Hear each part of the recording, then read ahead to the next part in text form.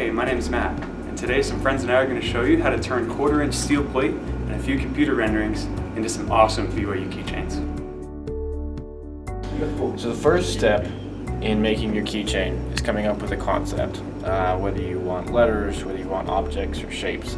Once you have a relative concept and you kind of brainstormed what you actually want, then you want to take that and put it into a CAD program and sketch it. So this is our current sketch and design for our 12 inches of 1/4-inch thick steel plate.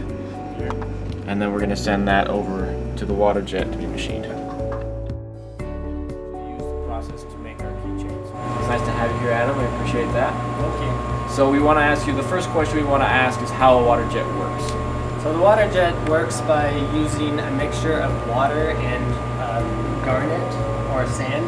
It works a lot like sandpaper, but it uses the water to move these little grains of sand really fast. And so it just kind of sands away the material.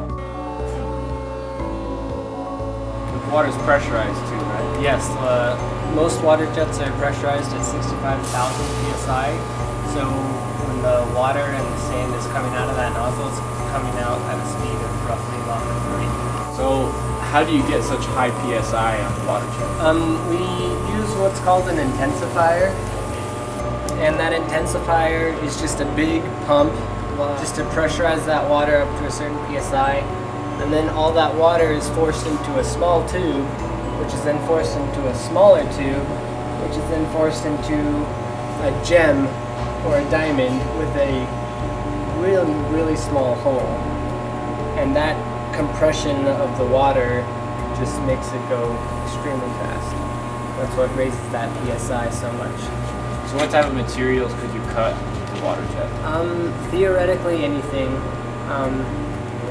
Obviously, the thicker, the harder the material, the slower you'll have to cut.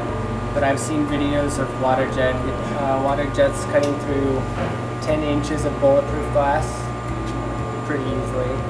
So I see here that you have a few things going on. Are these the settings of the water jet you have right now? Yes, so this is what physically controls the water jet. We have our file right here, and here's some buttons to do some basic controlling of the water jet nozzle. This tells us where the nozzle is in reference to the machine and in reference to the part. We're going to head into the water jet right now and see how it's set up, and you can kind of see some of the components as well.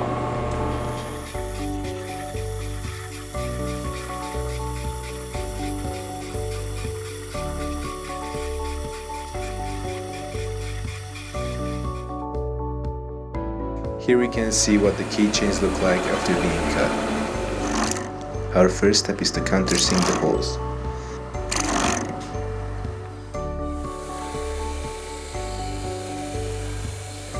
The next step is to sand both surfaces and then grind the edges.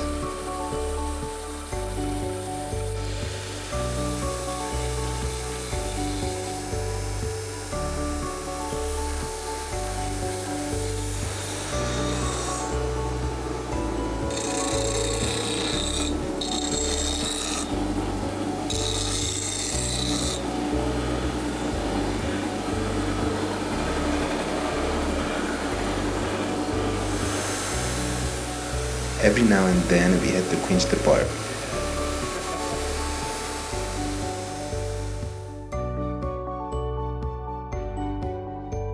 File to remove sharp edges.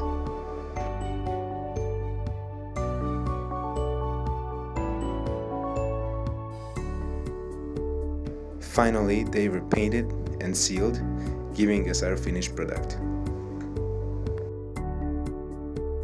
There you have it, a finished BYU keychain.